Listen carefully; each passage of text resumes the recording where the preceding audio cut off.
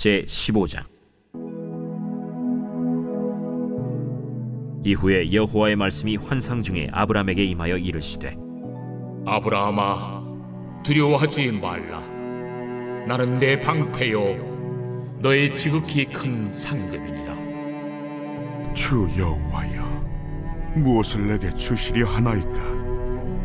나는 자식이 없사오니 나의 상속자는 이 다메섹 사람 엘리에셀이니이다. 주께서 내게 씨를 주지 아니하셨으니 내 집에서 길린 자가 내 상속자가 될 것이니이다. 여호와의 말씀이 그에게 임하여 이르시되, 그 사람이 내 상속자가 아니라 내 몸에서 날 자가 내 상속자가 되리라 하시고 그를 이끌고 밖으로 나가 이르시되, 하늘을 우러러 뭇별을 셀 수 있나 보라. 내 자손이 이와 같으리라. 아브람이 여호와를 믿으니 여호와께서 이를 그의 의로 여기시고 또 그에게 이르시되, 나는 이 땅을 내게 주어 소유를 삼게 하려고 너를 갈대아인의 우르에서 이끌어낸 여호와니라. 주 여호와여, 내가 이 땅을 소유로 받을 것을 무엇으로 알리이까? 나를 위하여 3년 된 암소와 3년 된 암염소와 3년 된 순양과 산비둘기와 집비둘기 새끼를 가져올지니라. 아브람이 그 모든 것을 가져다가 그 중간을 쪼개고 그 쪼갠 것을 마주 대하여 놓고 그 새는 쪼개지 아니하였으며, 솔개가 그 사체 위에 내릴 때에는 아브람이 쫓았더라. 해질 때 아브람에게 깊은 잠이 임하고 큰 흑암과 두려움이 그에게 임하였더니 여호와께서 아브람에게 이르시되, 너는 반드시 알라. 네 자손이 이방에서 객이 되어 그들을 섬기겠고 그들은 400년 동안 내 자손을 괴롭히리니 그들이 섬기는 나라를 내가 징벌할지며 그 후에 내 자손이 큰 재물을 이끌고 나오리라. 너는 장수하다가 평안히 조상에게로 돌아가 장세될 것이요 내 자손은 4대 만에 이 땅으로 돌아오리니 이는 아모리 족속의 죄악이 아직 가득 차지 아니함이니라. 해가 져서 어두울 때 연기 나는 화로가 보이며 타는 횃불이 쪼갠 고기 사이로 지나더라. 그날에 여호와께서 아브람과 더불어 언약을 세워 이르시되, 내가 이 땅을 애굽 강에서부터 그 큰 강 유브라데까지 네 자손에게 주노니 곧 겐 족속과 그니스 족속과 간문 족속과 헷 족속과 브리스 족속과 르바 족속과 아무리 족속과 가나안 족속과 기르가스 족속과 여부스 족속의 땅이니라. 창세기 15장입니다. 오늘 본문은 하나님과 아브라함이 맺은 횃불 언약이 기록이 됩니다. 아브라함이 조카 롯을 구하기 위해 전쟁을 치른 후에 하나님은 그에게 임하셔서 두려워하지 말라고 말씀하십니다. 조카 롯을 구하기 위한 전쟁에서 큰 승리를 거두었지만 그로 인해 자신의 이름이 가나안 전역에 알려졌을 터입니다. 그 결과 많은 족속들의 견제 대상이 되었을 수 있지요. 하나님은 그런 아브라함에게 나는 내 방패요 너의 지극히 큰 상급이기에 두려워하지 말라고 말씀하십니다. 여러분, 이 말씀을 우리가 붙잡읍시다. 하나님은 아브라함에게 담대할 이유가 바로 하나님 그분이라고 하세요. 그렇죠. 사람 안에 있는 두려움은 쌓아둔 재정, 든든한 인간관계 때문에 해결되는 것이 아니고 오직 하나님을 나의 방패요 나의 상급으로 모신 자라야 두려움을 벗고 평안을 누릴 수 있는 것입니다. 하나님은 두 가지 약속을 아브라함에게 하십니다. 첫째는 자식과 후손에 대한 약속입니다. 4절, 5절에 아브라함, 내게 상속자를 주겠다. 그리고 내게서 나올 자손이 하늘의 별과 같이 많게 될 것이다 라고 말씀하세요. 아브라함은 이 약속을 그의 나이 75세 때 하란을 떠나며 이미 받았었습니다. 그런데 가나안 땅에 들어와선 아직까지 아내 사레에게서 아무런 임신 소식이 없었습니다. 그런 이유 때문인지 아브라함의 마음에 조바심이 나기 시작한 것 같아요. 그는 하나님께 주께서 내게 씨를 주지 아니하셨으니 내 집에서 길린 자 중에 하나인 다메섹 사람 엘리에셀을 상속자로 세워야 할 듯합니다 라고 항변합니다. 하나님이 자식을 주지 아니하신다라는 고백 속에 아브라함의 마음에 묻어나는 것 같지요. 이에 하나님은 그렇지 않다고 하시면서 약속을 다시 주시는 겁니다.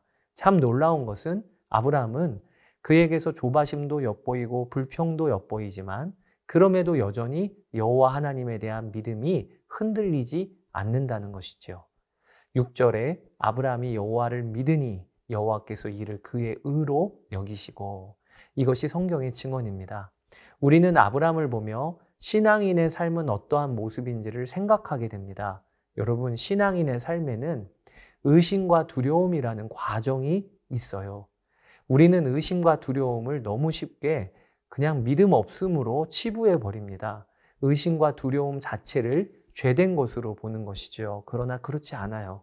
우리가 신앙생활을 하다 보면 알게 되는 것이 있습니다. 그것은 하나님의 말씀과 약속은 우리에게 밝히 드러나 있기는 하지만 여전히 완전히 드러난 것은 아니라는 것입니다.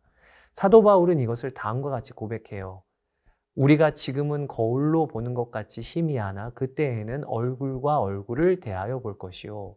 지금은 내가 부분적으로 아나 그때에는 주께서 나를 아신 것 같이 내가 온전히 알리라. 고린도전서 13장 12절에 기록되어 있지요. 하나님의 역사와 일하심에는 언제나 신비의 영역, 미지의 영역, 우리가 알지 못하는 영역이 있습니다. 우리는 이 지점에서 어떨 때에는 의심과 두려움이라는 감정을 경험하게 됩니다. 중요한 것은 이때 우리가 어떤 선택을 하는가예요. 믿음의 삶은 바로 그 지점에서 갈리는 것입니다.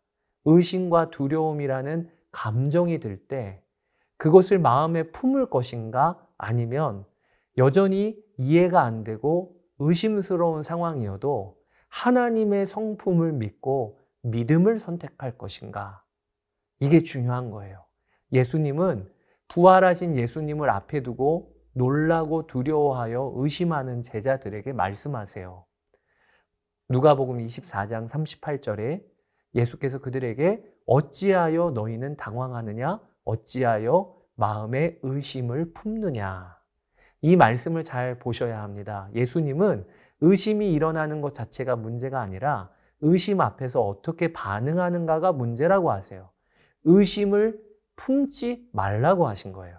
의심을 너의 결론으로 삼지 말라. 마음에 자리 잡도록 하지 말라라고 하십니다.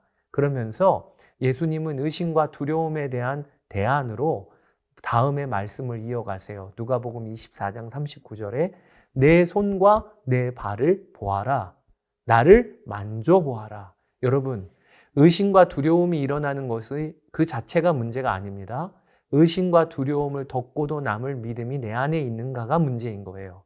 그리고 그 믿음은 다른 데서 오는 것이 아니라 바로 부활하셔서 지금도 나와 함께 하시는 주 예수님을 볼 때, 그분을 만지는 것과 같은 실제적인 교제가 있을 때, 그때에 비로소 믿음이 일어나는 것입니다. 히브리서 12장 2절에 믿음의 주요 또 온전하게 하시는 이인 예수를 바라보자.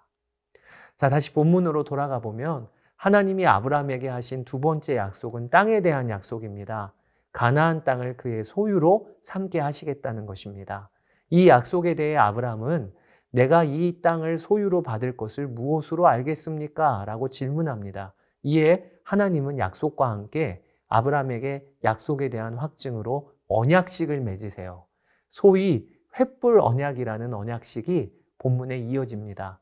그 당시에 중동 지역에서는 사람과 사람 사이에 약속을 하고 언약을 체결하면 행했던 의식이 하나 있었는데, 그것이 동물을 반으로 쪼개서 그 사이를 언약을 맺은 사람들이 지나가는 것이었습니다.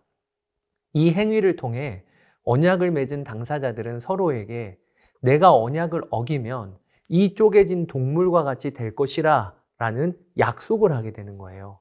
하나님은 내가 무엇으로 이 땅을 소유로 받을 줄 알겠습니까? 라고 물어보는 아브라함과 눈높이를 맞추셨습니다. 그리고 사람들끼리 맺는 언약식인 이 동물이 반으로 쪼개지는 이 언약을 하나님이 아브라함과 맺으신 거예요. 동물들이 쪼개집니다. 그리고 아브라함에게 깊이 잠이 임하고 흑암과 어두움이 임합니다. 그리고 아브라함은 어두운 중에서 쪼갠 동물 사이로 횃불이 지나가는 것을 봅니다. 이 횃불은 바로 하나님이 지나가시는 모습을 형상화한 것일 것입니다. 이것을 소위 횃불 언약이라고 합니다. 하나님과 아브라함이 언약을 맺으신 거지요.